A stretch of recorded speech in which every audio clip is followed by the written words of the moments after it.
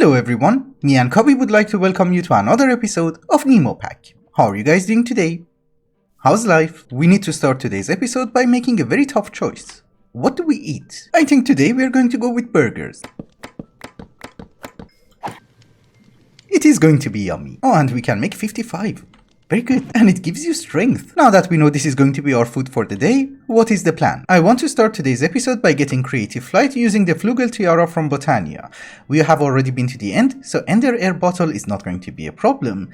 Gaia Spirits are going to be a problem, because unfortunately this is the recipe for a Gaia Pylon, and this is the recipe for a Mana Pylon, and this is the recipe for a Mana Diamond, and this is the recipe for a Rune of Mana, and unfortunately I don't have Blaze Powder. And did you know that the easiest way of getting Blaze Powder in this mod pack is with a sawmill? Yes, there is a 25% chance, so we need to upgrade it. Otherwise I have to stand here all day. Obviously it was not the sawmill that we were interested in, it's the sawdust. We are going to make a few cardboard boxes, and I'm actually going to go to the nether fortress that we found a few episodes ago and steal the spawners. And by the way, while we are here, can I find some ancient debris? It's not that bad. We got 23. It is a very long journey, but we have arrived. So we should be fine, and we should be able to just take you back home. Thank you. I'm guessing while we are here, we take you to...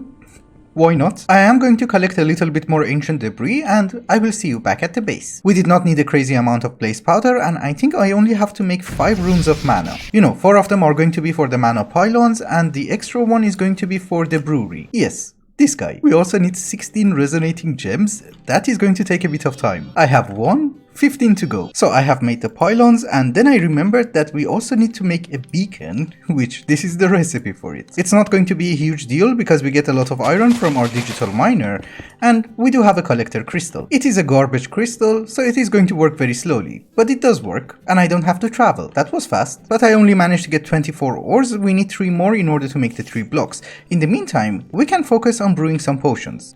The brewing system from Botania is actually really neat because you give it a little bit of mana and you can use it 6 times. So we put the brewery in front of the mana spreader, we give you 1 flask, and I think first we are going to start with strength. I love the particles. We have strength, but just in case, let us make 2. I can also use my lens, because then it's going to be much faster. This one is called the Flask of Shielding, and it will give you absorption. So basically extra hearts. And the final one is going to be instant health. Also, we are just going to fight the tier 1 Gaia Guardians, so I don't think it's going to be that difficult. For tier 2, we need much better gear. We can smelt it in a blast furnace, right? Yes. Very good. So ladies and gentlemen, here is our 3 blocks of star metal. We need 1 starfield generator. Actually, I'm just going to make 2 of them because they look nice. We will use it for ourselves. And here is our beacon. I think I'm just going to put the starfield creator over here because it will look nice during the night. I should not have done that. Oh, wait a minute, I need 1 more mana diamond. For the Terra Steel. It's okay, I think we have a decent amount of mana. We should be fine. And I should be very careful not to die because we don't have that much mana left. And talking about dying, I have 37 levels on me. There is the Crystal of Memories. It's not that expensive. And I still had my emerald block. It's a circle and 1 square. So here is your circle. Awesome. And here is your square. Thank you. Animation looks nice. Can hold 20,000 experience. Oh, you have to hold right click. I thought it's going to work like the hero's medallion from Reliquary, but no, you have to hold right click. So ladies and gentlemen, the ritual is ready. We have our potions, we have a notch apple, we have few golden apples, and we have some hamburgers. I'm hoping everything is going to be fine. I look intimidating, I know. Okay, we have it. In that case, the tiara. And we do have creative flight. Perfect. Of course, it's not going to be permanent creative flight. We fly at the cost of mana and it will run out after, I don't know, like 1 minute. But since we have a few spirits left, I'm also going to upgrade my sash. And now we can walk faster and even jump higher. Finally, I just remembered that in order to upgrade my pendant to Crimson Pendant, I need 5 more blaze rods. The upgraded pendant is actually amazing because you can literally swim in lava. If you guys remember, last episode we did manage to generate a decent amount of RF. The pipe is still not full. I should have used a smaller pipe.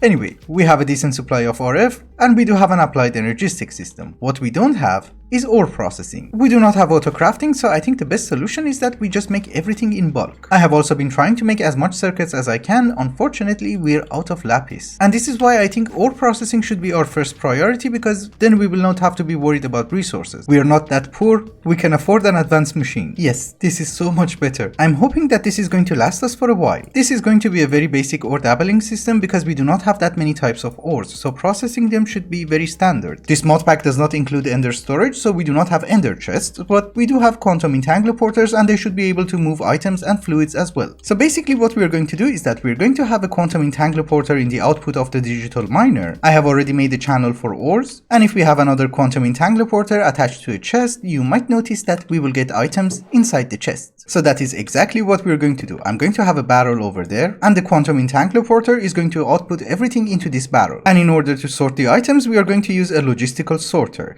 We just need to do some configurations. Ores that have to be dabbled have to go inside an enrichment chamber, so we're going to set it to blue. Items like diamonds, coal, redstone or lapis are going to be just pulverized, so they will go inside an enrichment chamber. And the Vintium dust has only one recipe in order to get smelted, so we just have to send it to a furnace, and I'm going to put it on cyan. If I set a filter for Vintium ore and set it to cyan, we should be able to export it. Yes, it goes inside the smelter. Very good, everything is working incredibly slowly.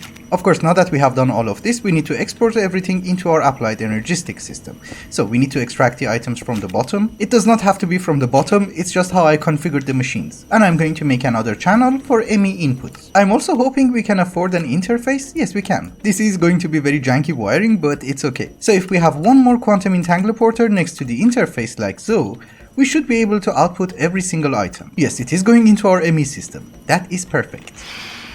Hello? No, you're not running away.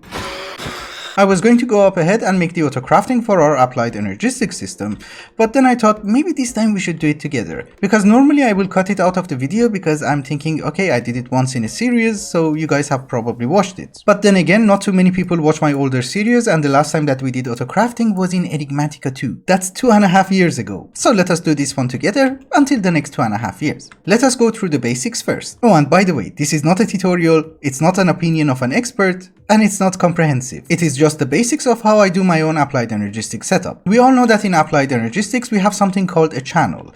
If you do not have a controller in your network, you're limited to 8 channels. But if you have a controller using different types of cables, you can have more channels. A normal smart cable or a Fluix cable can carry 8 channels, and a dense cable can carry 32.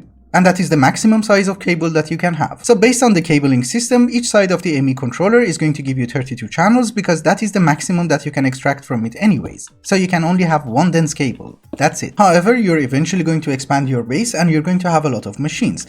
So you can go with dense cables, but eventually your base is going to be a maze of spaghetti cables. And it's going to look horrible. What do? We use P2P tunnels. P2P tunnels are actually something incredibly neat in order to carry items, signals, fluids, and even power through your system. Let me try and demonstrate it for you. So we're going to have a very small controller over here. We're going to give it power. If I want to connect an interface to the controller, it is going to consume one channel.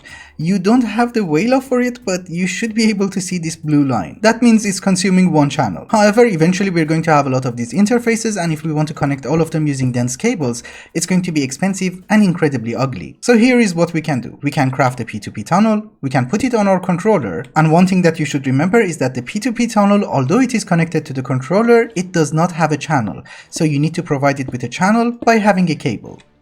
Now it is connected. Now let us assume that we have 32 interfaces over here. I can put another P2P tunnel and connect it using the cables. So you might notice that the P2P tunnel on the controller has a channel using this cable, and the same cable is also providing a channel to this P2P tunnel. And in order to link them, we just sneak and right click on the controller and right click on this one. Now we have 32 channels on the dense cable by just having a smart cable. And that is much more efficient. But that is not all they can do. They can do so many more things. For instance, if I put a P2P tunnel over here and another one over here, and for example, let us hit this one with a torch.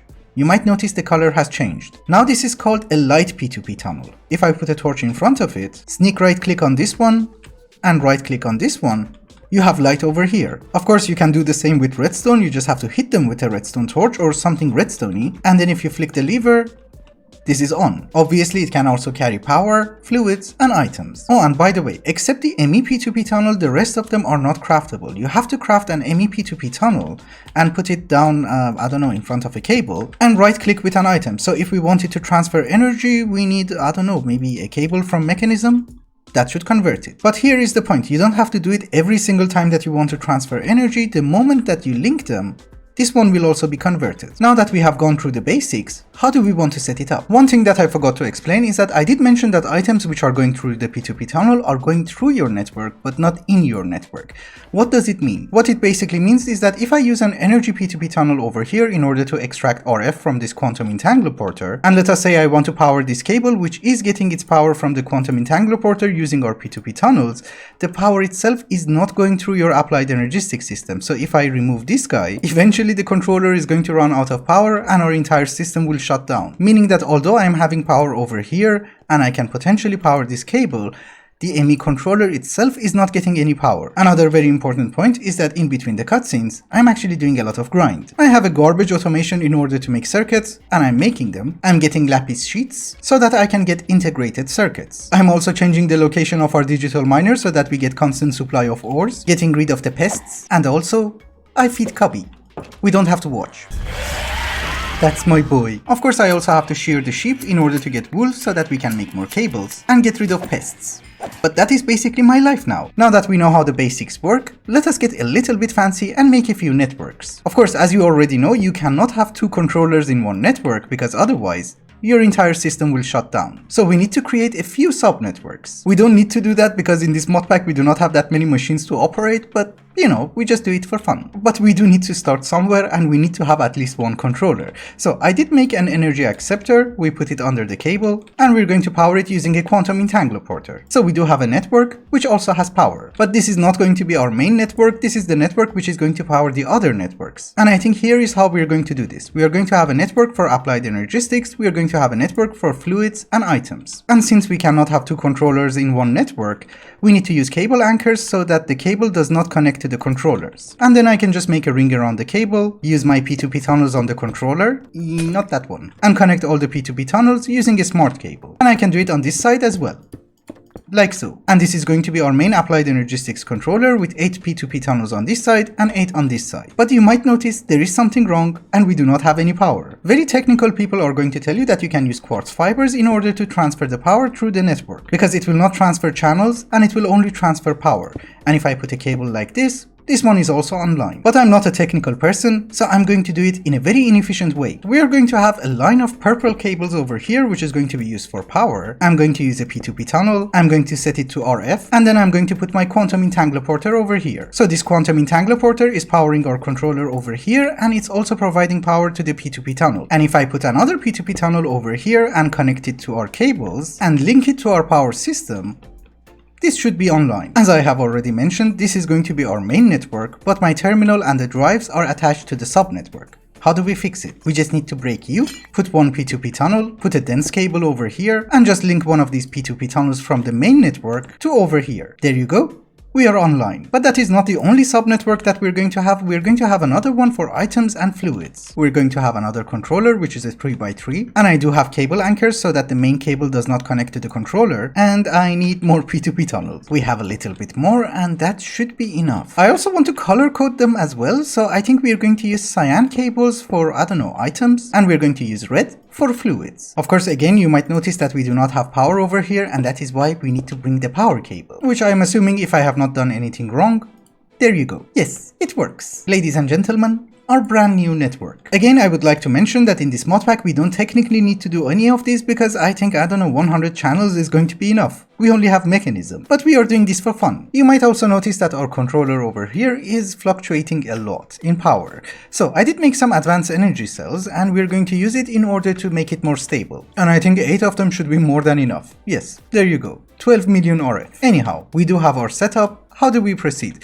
I think our first order of business should be to automate the inscribers so that we can make processors much faster. And I'm really tired of having garbage automation, so I'll be really happy if we can manage to do this today. I am full. We need only 5, right? Or do we need more? Yeah, I think 5 is a decent number. So let us go with 5. I think I'm going to set them up over there, and we do have a dense cable which is going down, then it's converting into a smart cable because we don't need that many channels, and it's coming here into a P2P tunnel. Therefore we can come to the controller, which is for our applied energistic system, take one of the P2P tunnels, link it over here, and we have 32 channels. So if I put a dense cable over here, all of these should be active. Also, inscribers are kind of jerks, and the site that you place them actually matters. So I don't know if in this version of applied energistics we can configure them or not, but I did not find a way to configure them. So basically, if you know something, please let me know. I had to make a pattern terminal and an interface terminal so that we can try as we go along. So we are going to have a pattern for printed silicon, and I think for the moment we use this one for silicon. Oh, and by the way, I did manage to make one crafting CPU, and for the moment you go up there so that at least we can craft something. You might notice that our crafting request is not being processed. That is because inscribers are jerks. I think we need to flip it, and now it should work. Very good. Then we shall have a pattern for logic circuits, calculation circuit, and engineering circuit. It's not a perfect automation, but I'm relatively happy with it because it will do its job.